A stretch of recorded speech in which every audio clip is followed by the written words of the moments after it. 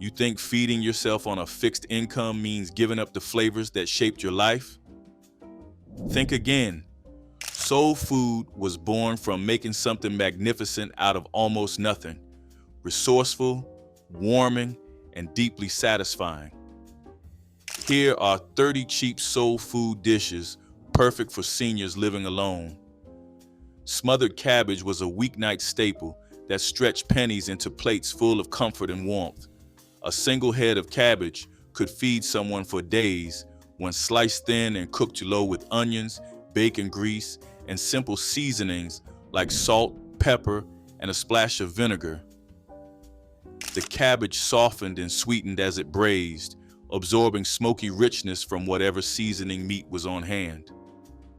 Seniors living alone found this dish perfect because it required minimal effort, just time on the stove while flavors melded together.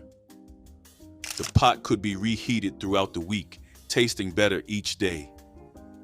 Served with cornbread for sopping up the juices, smothered cabbage provided fiber, vitamins, and soul-deep satisfaction that reminded you of family kitchens passing. Rice and tomato gravy could be made from pantry staples alone, requiring nothing fresh except maybe an onion from the counter.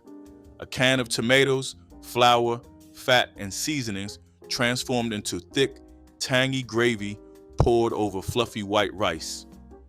The gravy started with browning flour in oil or bacon drippings until golden, then adding crushed tomatoes, water, salt, pepper, and sometimes a pinch of sugar to balance the acid.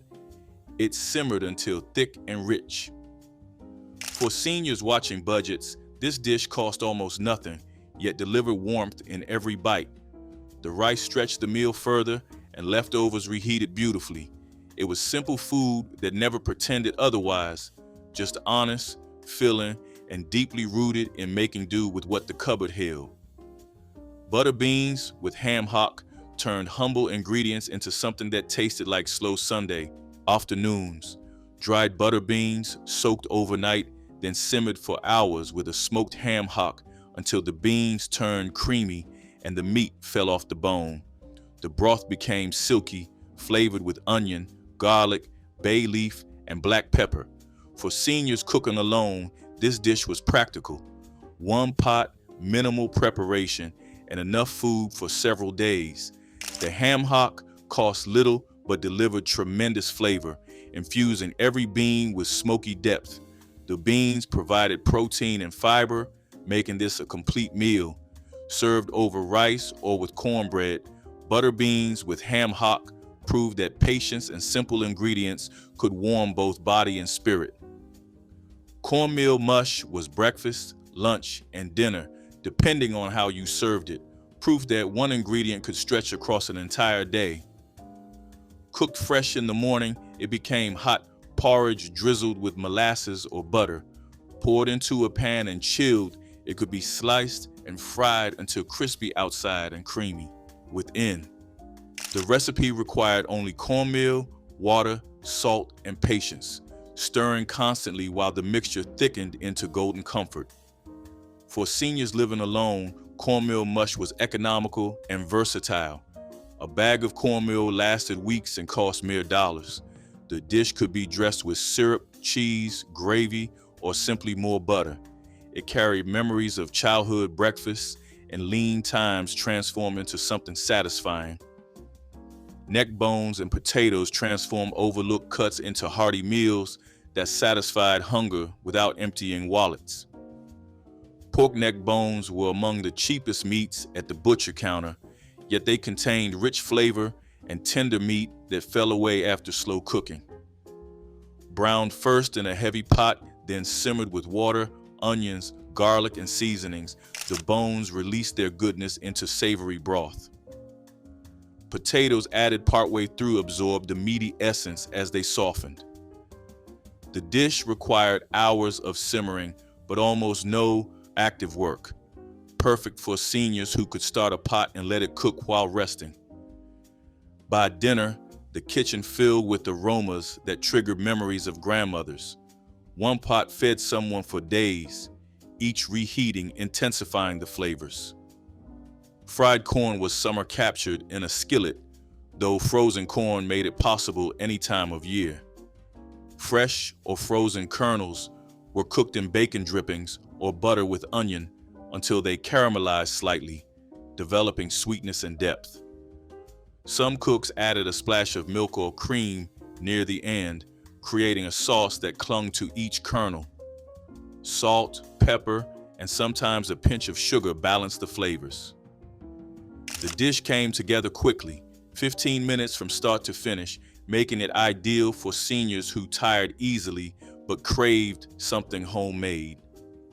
A bag of frozen corn cost little and provided several servings. Fried corn could stand alone as simple supper with cornbread or accompany other dishes as a beloved side, connecting those who ate it to generations of Southern tables.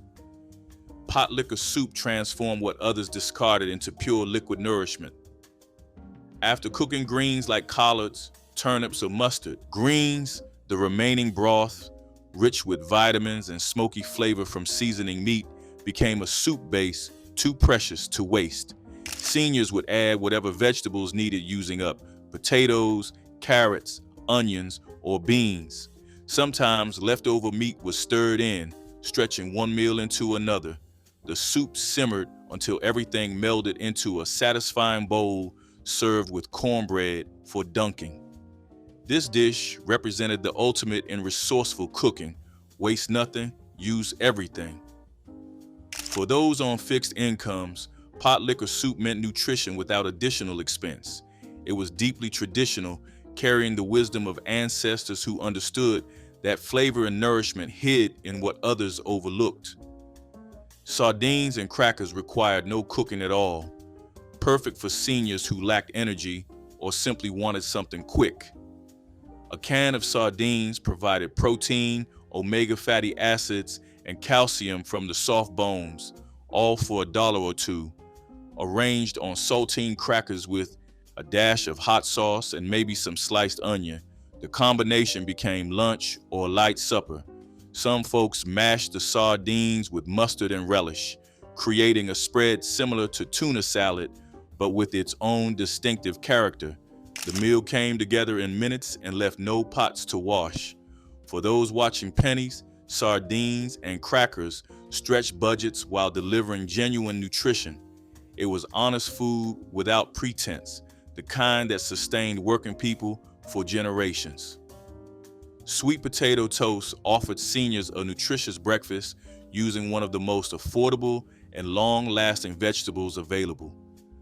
A sweet potato, sliced lengthwise into thick planks, could be baked or pan-fried until tender inside and slightly caramelized outside. Topped with butter, cinnamon, and a drizzle of honey, it became breakfast. Spread with peanut butter, it provided protein to start the day. The beauty was in the simplicity, one ingredient transformed into something special. Sweet potatoes stored for weeks in a cool, dark place, making them practical for seniors who could not shop frequently. They were also packed with vitamins, fiber, and natural sweetness that needed no added sugar. Sweet potato toast connected modern simplicity with ancestral wisdom about humble ingredients.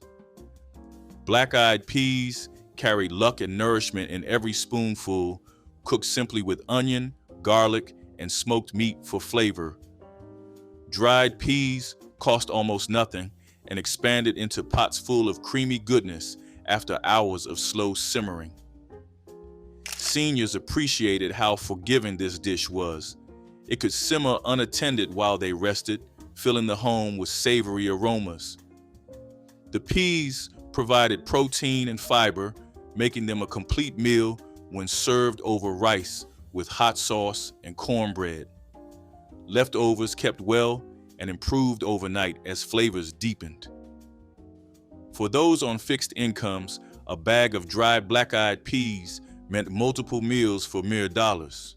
The dish connected seniors to tradition, recalling New Year's celebrations and Sunday tables where these humble legumes symbolized prosperity and hope. Salmon croquettes turned a can of fish into something that felt like a special occasion. Canned salmon was mashed with egg, cracker crumbs, onion, and seasonings, then shaped into patties and fried until golden brown and crispy outside. The interior stayed moist and flavorful, each bite delivering protein and omega fatty acids. For seniors living alone, salmon croquettes were practical. A single can yielded several patties that could be eaten fresh or reheated throughout the week.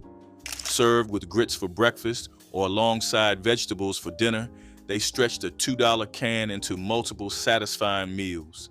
The dish required only basic pantry ingredients and came together quickly, making it perfect for days when energy was limited but real food was needed. Salmon croquettes proved that canned goods could become comfort foods. Fried okra transformed a vegetable that some found challenging into crispy, addictive bites that disappeared quickly from any plate. Fresh or frozen okra was sliced into rounds, dredged in seasoned cornmeal, and fried in hot oil until golden and crunchy.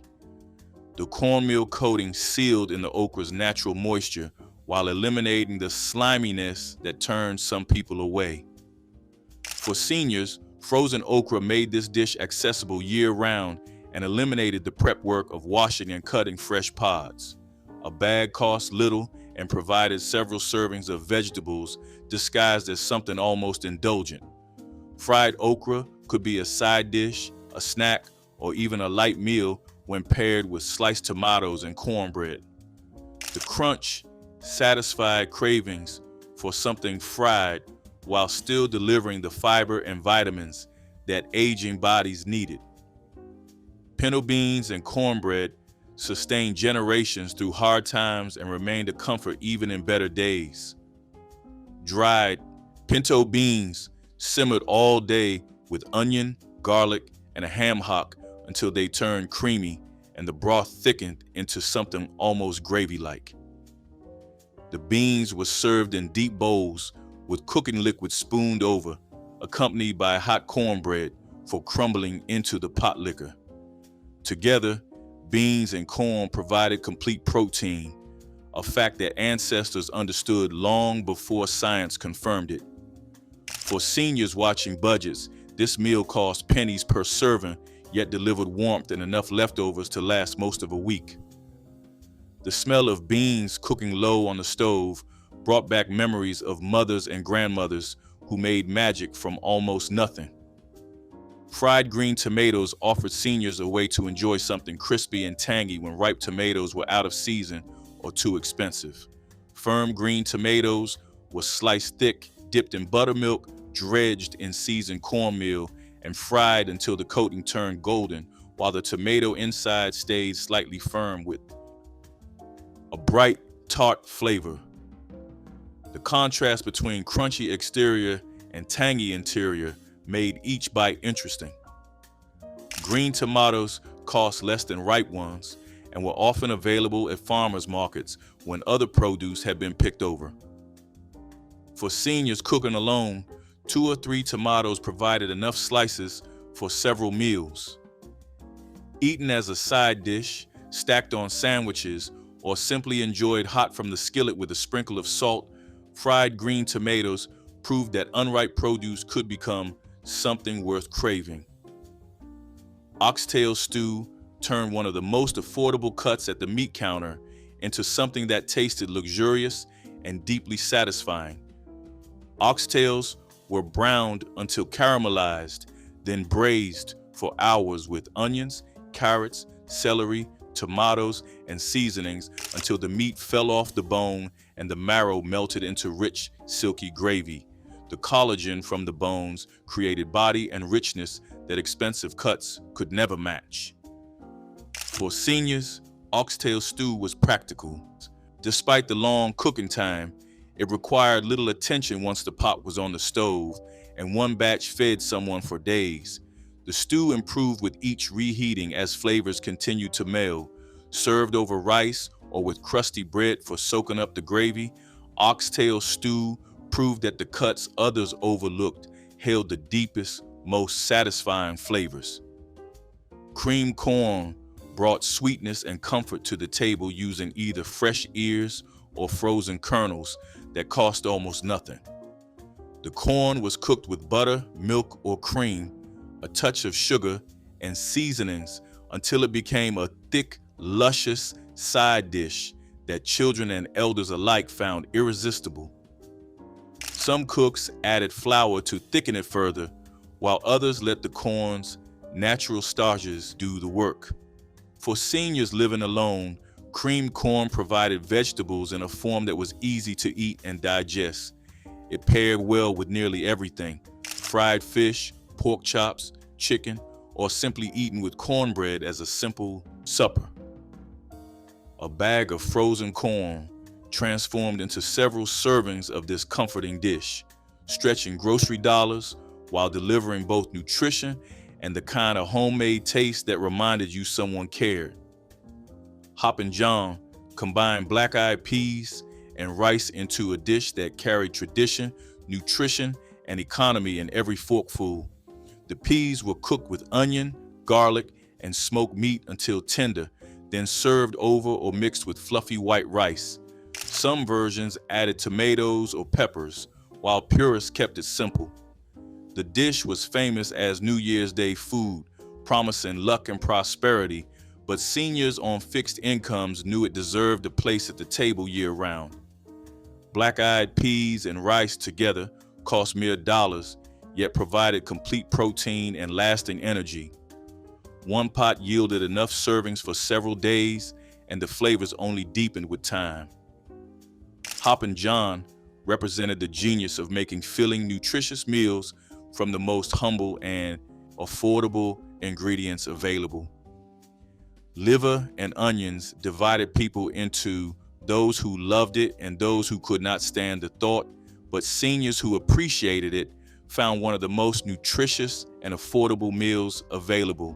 Chicken or beef liver was soaked briefly in milk to mellow its flavor, then dredged in seasoned flour and pan-fried alongside heaps of sliced onions that caramelized into sweet, soft ribbons. The liver cooked quickly, staying tender inside while developing a savory crust. Rich in iron and B vitamins, liver provided nutrients that aging bodies often lacked. The cost was remarkably low. Liver remained one of the cheapest proteins at the butcher counter because so few people bought it anymore. For seniors willing to embrace this old-fashioned dish, liver and onions delivered both nutrition and nostalgia in generous portions. Chicken and rice was the one-pot meal that stretched a single chicken into days of eating. Chicken pieces were browned, then simmered with onion, celery, garlic, and seasonings until nearly done. Rice was added directly to the pot, absorbing all the flavorful cooking liquid as it cooked. The result was tender chicken atop rice infused with savory goodness, each grain separate yet rich with chicken essence. For seniors, this dish was practical. One pot meant minimal cleanup, and the cooking required little active attention. A whole chicken or package of thighs cost just a few dollars and fed someone for most of a week. The dish reheated well and could be varied with different seasonings or vegetables depending on what was on hand. Chicken and rice was dependable comfort that never disappointed. Turnip greens with turnips used every part of the vegetable, wasting nothing while delivering vitamins and fiber that aging bodies needed. The greens were washed carefully, chopped, and simmered with a ham hock or smoked turkey neck until tender and infused with smoky flavor. The turnip roots were peeled, cubed, and added to the pot, cooking until soft enough to mash against the roof of your mouth. The potlikker that remained was as valuable as the greens themselves, rich with nutrients and perfect for sipping or soaking up with cornbread. For seniors on fixed incomes, a bunch of turnip greens with roots attached cost little yet provided multiple servings. The dish connected them to traditions where nothing edible was ever discarded, and every meal carried the wisdom of ancestors who knew how to make abundance from simplicity. Egg and onion sandwich was poverty food that tasted like love when made by hands that knew what they were doing. Eggs were scrambled or fried with sliced onions until everything became soft and slightly caramelized, then piled between slices of white bread with mayonnaise, salt, and pepper. The combination was simple but satisfying. Protein from the eggs, sweetness from the cooked onions, richness from the mayo. For seniors living alone, this sandwich could be breakfast, lunch, or a light supper, requiring only ingredients that were always on hand. Eggs remained one of the cheapest proteins available, and onions lasted for weeks in the pantry. The sandwich came together in minutes with minimal cleanup, making it perfect for days when cooking felt like too much effort, but real food was still needed. Baked chicken quarters turned the most affordable cuts into satisfying meals without requiring constant attention at the stove. Leg quarters, drumstick, and thigh attached cost far less per pound than breasts or wings, yet they contain more flavor thanks to the dark meat and bones. Seasoned simply with salt, pepper, garlic powder, and paprika, then baked until the skin turned crispy and the meat fell off the bone, these quarters delivered protein and satisfaction. For seniors, the beauty was in the simplicity: season, place in the oven, and wait. One package of quarters provided several meals, and the leftovers could be shredded for sandwiches, added to rice, or eaten cold. The bones could even simmer into broth for soup. Baked chicken quarters proved that budget cuts, properly prepared, satisfied as deeply as any expensive roast. Mustard greens carried a peppery bite that set them apart from milder collards and turnip greens, offering variety for seniors who wanted something different on the table. The leaves were washed, stripped from tough stems, and simmered with smoked meat until tender, but still holding their distinctive flavor.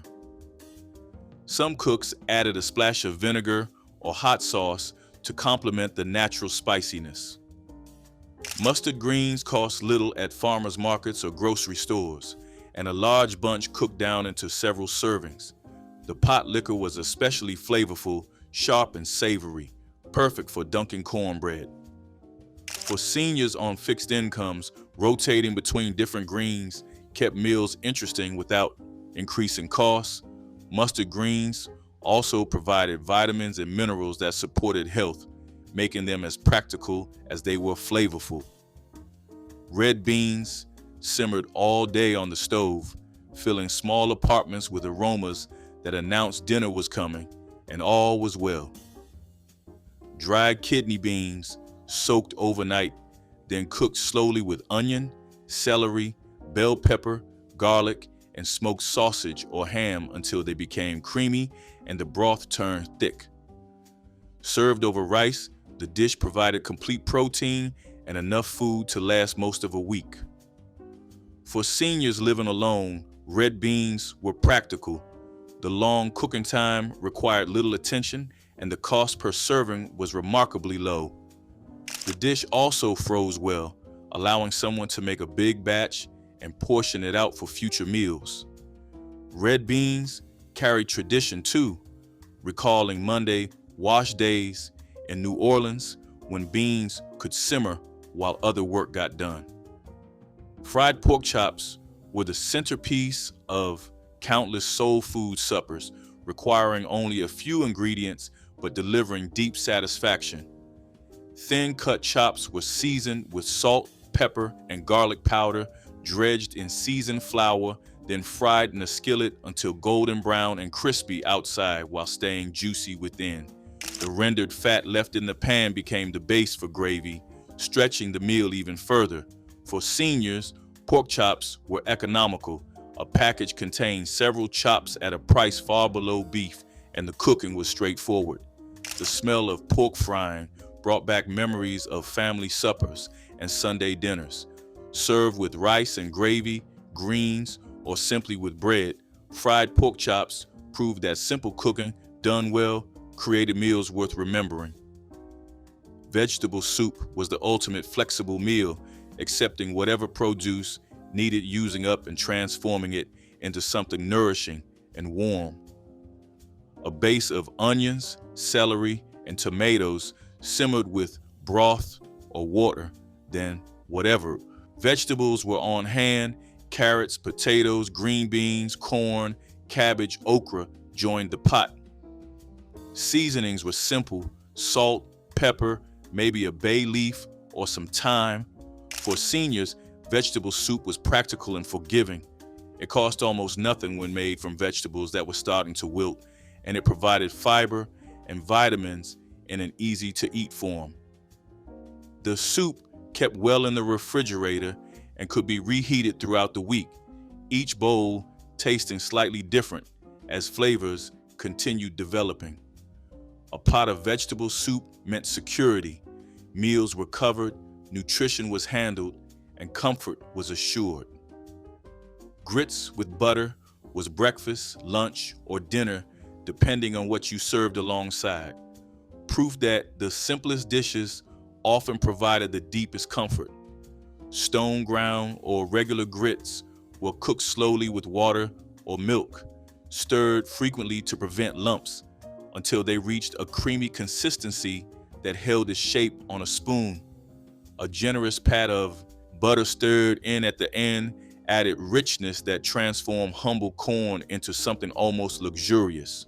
For seniors on fixed incomes, grits cost pennies per serving and satisfied hunger for hours.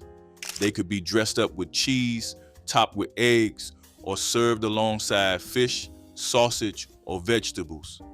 The dish required patience but little active work, and the reward was a bowl full of warmth that connected you to generations of Southern tables where grits was simply a part of life. Candied carrots turned an affordable vegetable into something that tasted almost like dessert while still counting as a proper side dish. Carrots were sliced into rounds or cut into sticks, then cooked in a skillet with butter, brown sugar, and a pinch of salt until they became tender and glazed with sticky sweetness. Some cooks added a splash of orange juice or a sprinkle of cinnamon for extra depth. For seniors living alone, candied carrots offered vegetables in a form that was appealing and easy to eat. The sweetness made them irresistible, even to those who claimed not to like their vegetables. A bag of carrots cost little and lasted weeks in the refrigerator, making this dish practical as well as delicious.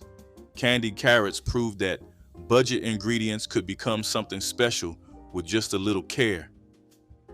Cornbread was the constant companion to nearly every soul food meal, soaking up potlikker, crumbling into buttermilk, and providing the starch that made smaller portions feel like feasts.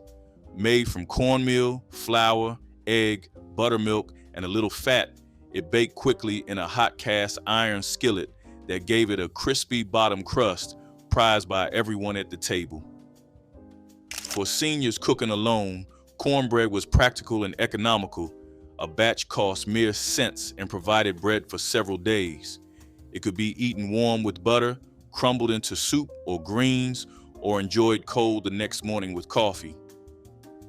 The smell of cornbread baking signaled home, comfort, and the continuation of traditions passed down through generations. No soul food table was complete without it, and no budget was too tight to afford its simple pleasures. Stewed chicken gizzards with onions gave families an economical yet flavorful dinner that reflected both thrift and tradition in the 1970s. Gizzards, often overlooked, were cleaned thoroughly and browned in a heavy pot with diced onions, garlic, and black pepper. Slowly simmered in a rich gravy of chicken stock and a splash of vinegar, the gizzards grew tender while the sauce thickened into a glossy coating. Served over white rice or with buttery cornbread, the dish delivered deep, savory satisfaction that belied its modest cost. The slow cooking filled the house with a comforting aroma that recalled Sunday dinners after church and lessons passed from grandmother to grandchild. For many households, this recipe turned inexpensive cuts into a meal full of warmth and pride, proving that every part of the bird could shine when handled with care. Stewed chicken gizzards with onions stood as a quiet reminder that resourcefulness and patience could transform humble ingredients into a feast worthy of celebration and family gratitude. Cowpea fritters were a dish that came straight out of resilience and memory, with roots reaching back to African cooking traditions. Families would soak and mash dried cowpeas, mix them with a little onion, cornmeal, and seasoning, then fry the mixture in hot lard until crisp on the outside and soft inside. They were cheap, filling, and carried the rich protein that many households could not always get from meat. For Black families in the South, cowpeas were already a staple crop, so using them to create something hearty made perfect sense. These fritters could be eaten plain or dipped in gravy, and they were often made in batches large enough to last a day or two. They carried a deep sense of history, because this kind of cooking showed how old world techniques adapted to the realities of hard times in America. They were not only nourishment, but also a connection to ancestors who had relied on the same beans for strength. Potlikker soup was more than just a humble broth. It was the essence of the greens it came from. When collards, turnip greens, or mustard greens simmered slowly with a bit of seasoning and maybe a ham bone, the cooking liquid would take on a deep, savory flavor and a rich, earthy aroma. Nothing in the kitchen went to waste, and that pot liquor was treasured for its nourishment, especially in leaner times. It was often sipped straight from a bowl or paired with cornbread, which was crumbled right into the broth to soak up every last drop. This soup carried vitamins, minerals, and memories of long afternoons spent around the table, talking as the pot bubbled on the stove. In African American kitchens, it was both medicine and comfort, believed to restore strength after illness or a hard day's work. The taste was unmistakable, salty, smoky, and green all at once, with each batch a little different depending on the greens and the cook. Today, store-bought greens rarely yield the same kind of rich cooking liquid, and many younger cooks have never tasted this kitchen staple. Yet for those who remember, pot liquor was a liquid linked to home. Braised turkey wings with pan gravy brought families together around a big Sunday table when the 1970s called for dinners that were both hearty and affordable. Large turkey wings were seasoned with garlic, black pepper, and a dusting of paprika before browning in a heavy skillet to build a deep flavor base. They were then slow roasted in a covered pan with onions, celery, and homemade stock until the meat grew so tender it slid from the bone. The drippings were whisked into a silky pan gravy that soaked perfectly into a mound of steamed white rice or buttered cornbread. The rich aroma filled the house and made even a simple weeknight feel like a celebration. Home cooks appreciated how the dish stretched a few inexpensive pieces of poultry into a feast that felt as grand as a holiday meal. In many African American kitchens, this recipe became a quiet statement of resourcefulness and comfort, a way to honor tradition while feeding everyone well when money was tight, but hearts were full of welcome. Stewed okra and tomatoes were the kind of dish that took simple garden produce and turned it into something nourishing enough to feed a family.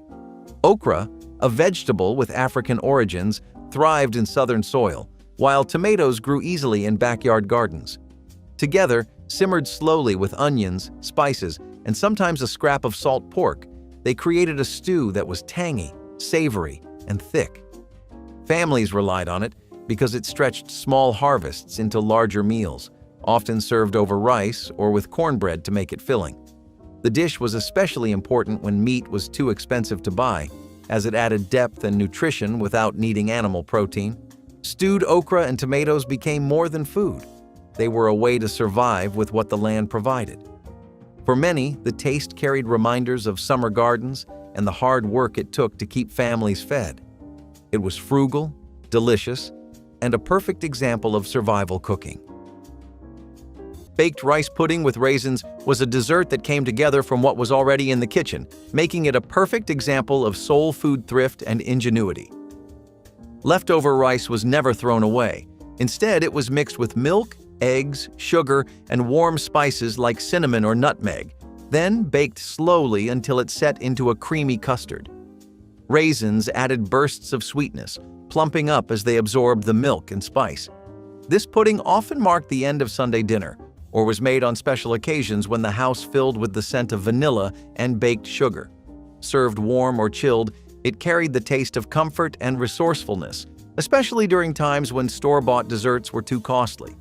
Every cook had their own variation, some adding a touch of lemon zest or a sprinkle of nutmeg on top for extra flavor.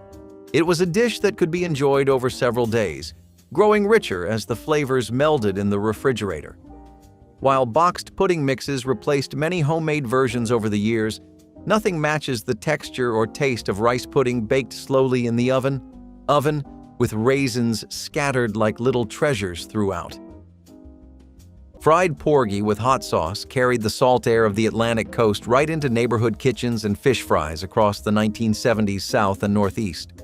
Porgy, a small but flavorful ocean fish, was cleaned, scored, and dredged in a seasoned cornmeal mixture before sliding into hot peanut oil. The crackle of frying fish and the sharp scent of cayenne filled the air as golden fillets emerged crisp and steaming. A drizzle of homemade hot sauce or a squeeze of lemon brought just enough heat and brightness to balance the sweet, briny meat. Families served it with sliced white bread, coleslaw, or grits, letting the simple sides highlight the catch of the day. For many households, this was more than a meal. It was a reason for gathering, a chance to laugh and share stories while the fish came out of the pan in batches. Affordable and deeply satisfying, fried porgy celebrated coastal traditions and proved that fresh fish and a steady hand could create a dinner worthy of any weekend crowd. Fried corn pone was a dish that required almost nothing but cornmeal, water, and lard, yet it managed to fill stomachs during times of want. It was denser than cornbread and more rustic, formed into small patties and fried in cast-iron skillets until golden. Families leaned on it for breakfast, lunch, or supper because it was inexpensive, used ingredients they almost always had, and could be made quickly. Corn was abundant across the South, and every pantry had a sack of cornmeal that could be stretched into meals again and again. Eating fried corn pone often meant there was no wheat bread to be had, but no one went hungry. It was eaten with beans, dipped in potlikker, or just on its own with a smear of molasses or syrup if available. Fried corn pone reflected the determination to create something warm and satisfying even when the cupboards were close to bare. Cabbage and salt pork stew was the kind of meal that could stretch to feed a crowd without stretching the budget. The cabbage would be chopped and simmered slowly with chunks of salt pork, which released their fat and smoky flavor into the pot. The result was tender, silky cabbage leaves bathed in a savory broth with just the right touch of salt. In many homes, this dish was a weeknight regular, not because it was flashy, but because it was filling, dependable, and used ingredients that were always on hand. Served alongside cornbread or over a small scoop of rice, it could transform the simplest table into a satisfying meal. This stew also carried the comforting smell of something cooking low and slow, the kind of aroma that filled the whole house and made everyone hungry before it was even served. It was the food of patience, where the flavors had time to come together without rush. Supermarkets today offer pre-shredded cabbage and processed pork products, but they cannot recreate the texture and taste of the old, home-cooked version. For those who grew up with it, cabbage and salt pork stew was proof that thrift and flavor could live in the same pot. Cowpeas and rice pilaf offered a taste of Carolina heritage that African American families carried forward with pride during the 1970s. Dried cowpeas soaked overnight were simmered gently with smoked turkey wings or a ham hock until tender, releasing a broth rich with earthy flavor. Long grain rice was added to the pot, soaking up the seasoned liquid and transforming the dish into a complete meal. Onions, celery, and a hint of thyme gave the pilaf a savory depth, while a dash of hot pepper added subtle heat. Served with cornbread or fried green tomatoes, it filled bellies and satisfied the craving for something both nourishing and steeped in tradition. This was a dinner that honored the resilience of generations who turned humble ingredients into lasting comfort. It carried the memory of fields and family gardens while fitting neatly into busy urban kitchens. Cowpeas and rice pilaf reminded everyone that simple foods, cooked with patience and love, could rival any fancy restaurant meal when shared around a welcoming table. Collard green Potlikker soup was proof that nothing in the kitchen went to waste.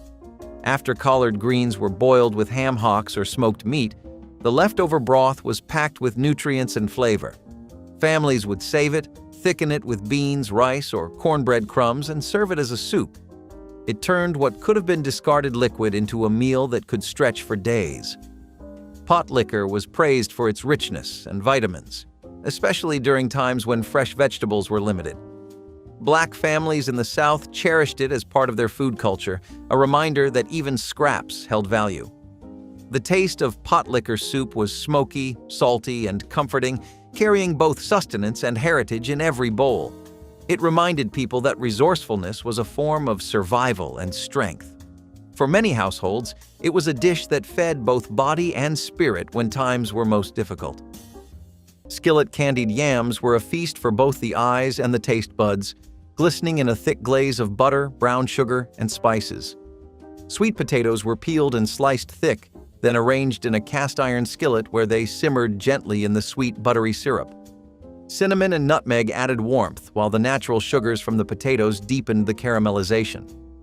This was not a quick dish. The yams were left to cook slowly until every slice was tender and every surface was coated with the glossy glaze. The smell alone could draw family members into the kitchen, eager for a taste before the meal was served. On holiday tables, this side dish often sat beside savory meats, providing a sweet contrast that balanced the plate.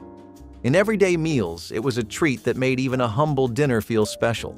Supermarkets today offer canned versions, but they cannot replicate the rich, layered flavor of fresh yams caramelized in a skillet. For those who remember, the first bite of skillet candied yams was pure Southern comfort, the kind that lingered long after the plate was clean. Country-style ribs with apple cider glaze turned weekend gatherings into sweet, smoky celebrations in African-American neighborhoods across the 1970s. Meaty pork ribs were marinated in apple cider, brown sugar, and a splash of vinegar, then slow roasted or charcoal grilled until the meat was fall-apart tender. Midway through cooking, the ribs were brushed with a thick cider glaze that caramelized over the heat, creating a sticky surface that clung to every finger. The scent of roasting pork and sweet apples drifted across backyards, drawing neighbors and cousins long before dinner was served. Served with potato salad, baked beans, or simple white bread, the dish balanced tang and richness perfectly. It was both a nod to Southern barbecue traditions and a chance to add a fruity twist that felt fresh for the decade. Country-style ribs with apple cider glaze embodied the joy of family cookouts, where music played late into the evening and every plate carried the flavor of smoke, sweetness, and laughter shared outdoors. Sorghum syrup bread was a wartime and Depression-era answer to expensive refined sugar. Sorghum, a tall grass grown widely in the South, was boiled down into a thick, dark syrup that tasted earthy and sweet. Families would use it in place of sugar, mixing it into simple bread doughs to stretch rations and still enjoy something satisfying. Sorghum syrup bread was hearty, with a flavor that carried a touch of bitterness but warmed the spirit. Children often slathered slices with butter or drippings, while adults enjoyed it with strong coffee. It was a farm food at its core, tied directly to the fields where sorghum stalks grew. Sorghum bread meant that no one had to give up sweetness completely even when sugar prices were too high or stores ran out. This loaf was practical, easy to make at home, and deeply tied to Southern soil. After times of scarcity passed, sorghum faded, but the memory of that dark bread stayed. Hog brains and eggs was once a breakfast staple in rural communities, valued for being inexpensive, high in protein, and deeply flavorful. The brains were cleaned, seasoned, and sautéed until tender, then folded into scrambled eggs for a creamy texture and rich taste, unlike anything else. This dish was often cooked in a cast-iron skillet, where the residual heat helped meld the flavors together. Served with biscuits or grits, it was a hearty start to the day for those working long hours in the fields or factories. In many African American households, it was both a practical and cultural dish, rooted in the tradition of using every part of the animal. Its preparation carried the knowledge of how to clean and cook ingredients that many today would pass over. Over time, changing tastes and supermarket offerings pushed hog brains out of everyday cooking, and with it went the skill to prepare them well. While it may seem unusual to modern diners, for those who grew up with it, hog brains and eggs were just breakfast, warm, filling, and made with care. Which soul food dish brings back your warmest memories? Drop it in the comments, hit like, and subscribe for more comfort food that won't break the bank.